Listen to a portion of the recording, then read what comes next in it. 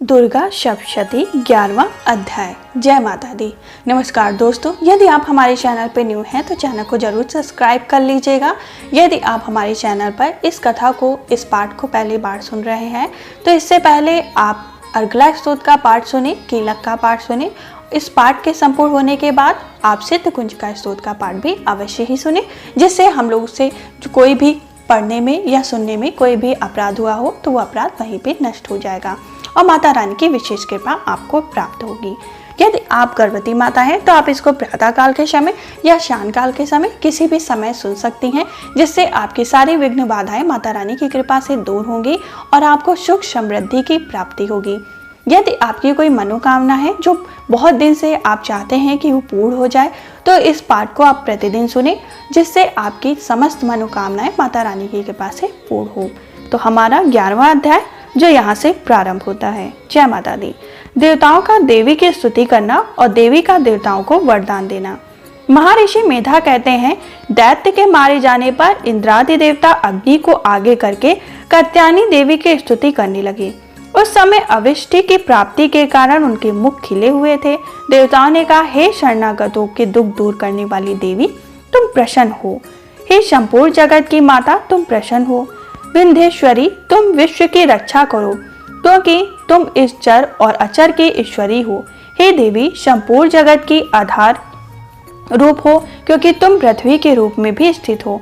अत्यंत पराक्रम वाली देवी हो, तुम विष्णु की शक्ति हो और विश्व के बीज परम माया हो, और तुमने ही इस संपूर्ण जगत को मोहित कर रखा है। तुम्हारे प्रसन्न होने पर ही यह पृथ्वी मोक्ष को प्राप्त होती है। हे देवी, संपूर्ण विद्याएं तुम्हारे ही भिन्न भिन्न स्वरूप हैं। इस जगत में जितनी स्त्रियां हैं वह सब तुम्हारी ही मूर्तियां हैं। एकमात्र तुम ही इस जगत को व्याप्त कर रखा है।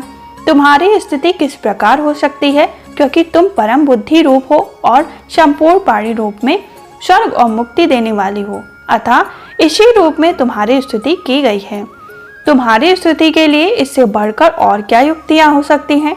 संपूर्ण जनों के हृदय में बुद्धि रूप होकर निवास करने वाली, स्वर्ग तथा मोक्ष प्रदान करने वाली नारायणी देवी हो, तुमको नमस्कार है।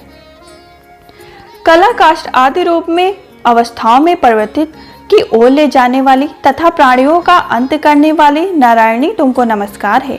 हे नारायणी, संपूर्ण मंगलों के मंगल रूप वाली, हे शिव, हे संपूर्ण प्रयोजनों को सिद्ध करने वाली, हे शरणागत वत्सल तीन नेत्रों वाली गौरी, तुमको नमस्कार है। सृष्टि स्थिति तथा शार्वों की शक्ति भूता सनातनी देवी, गुणों का आधार तथा सर्व सुखमयी नारायणों को तुमको नमस्कार है।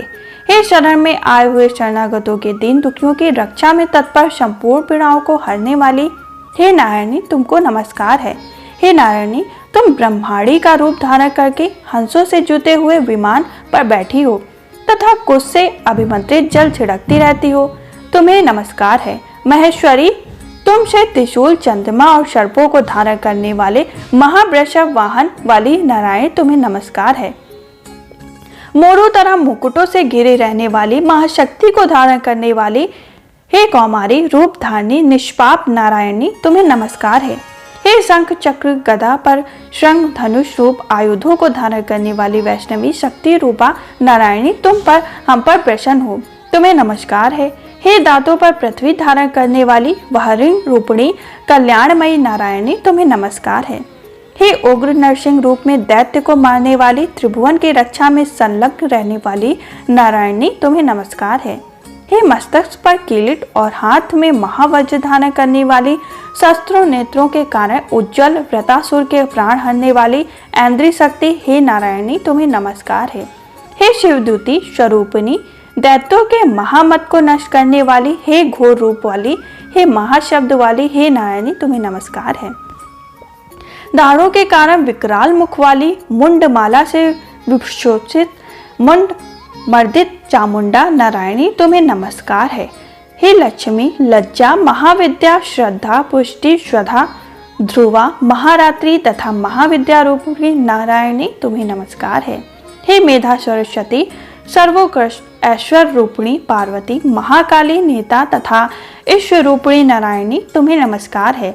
हे सर्वरूप सर्वेश्वरी, सर्व शक्ति युक्त देवी, हमारी भय से रक्षा करो, तुम्हें नमस्कार है। हे कात्यायनी तीनों नेत्रों से विशोभित या तेरा सौभाग्य मुख सब तरह के डरों से हमारी रक्षा करे। तुम्हें नमस्कार है। हे भद्रकाली, ज्वालाओं के समान भयंकर, अति उग्र एवं संपूर्ण असुरों को नष्ट करने वाला तुम्हारा त्रिशूल हमें भयों से बचाने वाला, तुमको नमस्कार है। हे देवी, जो अपने शब्द से इस जगत को पूरित करके दैत्यों के तेज को नष्ट करता है, वह आपका घंटा इस प्रकार हमारी रक्षा करे जैसे कि माता अपने पुत्रों की रक्षा करते हैं। हे चंडिके, असुरों के रक्त और चर्बी से चर्चित जो आपकी तलवार है वह हमारा मंगल करे। हम तुमको नमस्कार करते हैं। हे देवी, तुम जब प्रसन्न होती हो तो संपूर्ण रोगों को नष्ट कर देती हो, और जब रुष्ट हो जाती हो तो संपूर्ण वांछित कामनाओं को नष्ट कर देती हो।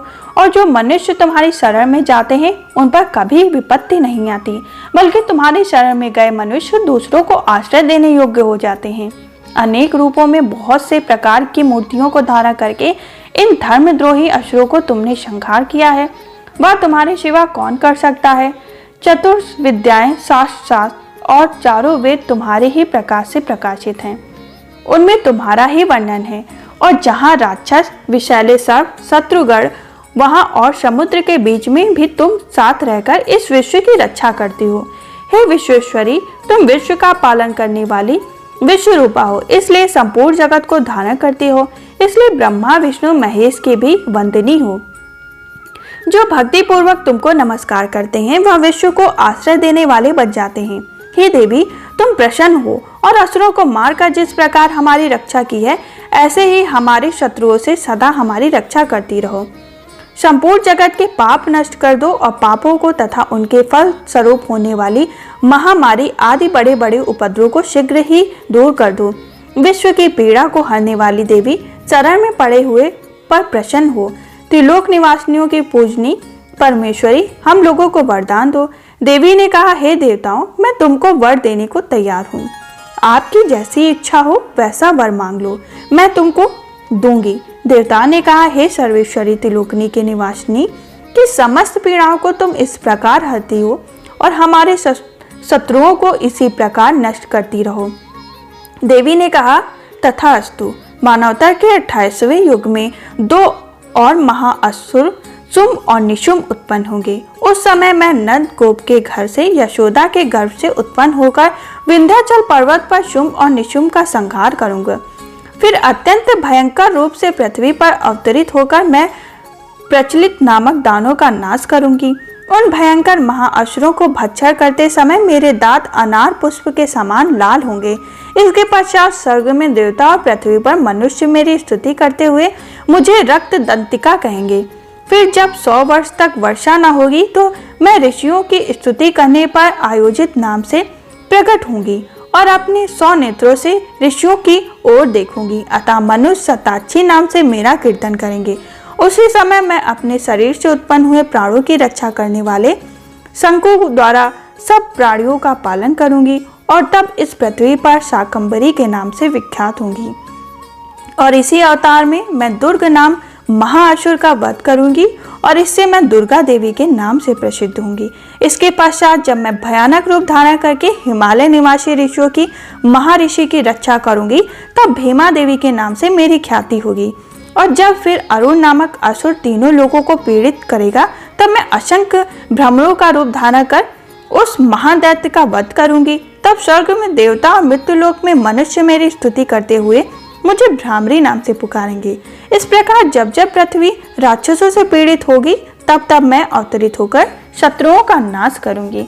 इस प्रकार देवताओं का देवी की स्तुति करना और देवी का देवताओं को वरदान देना हमारा 11वां अध्याय संपूर्ण हुआ। यदि आप हमारे चैनल पर न्यू हैं तो चैनल को जरूर सब्सक्राइब कर लीजिएगा। हम फिर मिलेंगे 12वें अध्याय के साथ। तब तक के लिए जय माता दी।